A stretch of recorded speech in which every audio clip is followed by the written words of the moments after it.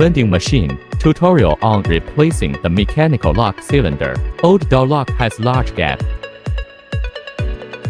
Remove the old door lock and replace with new parts. Remove the 4 screws at the bottom.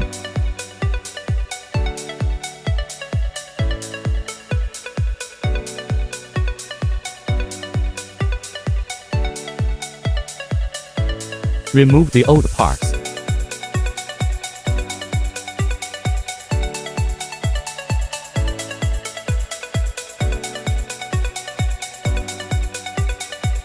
Install the new parts.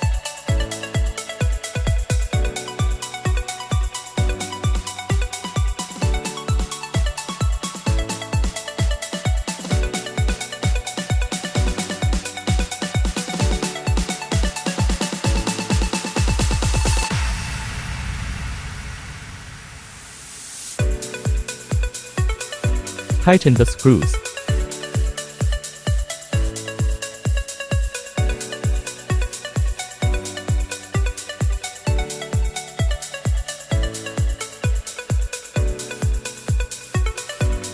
Installation completed. No gap when closing the door.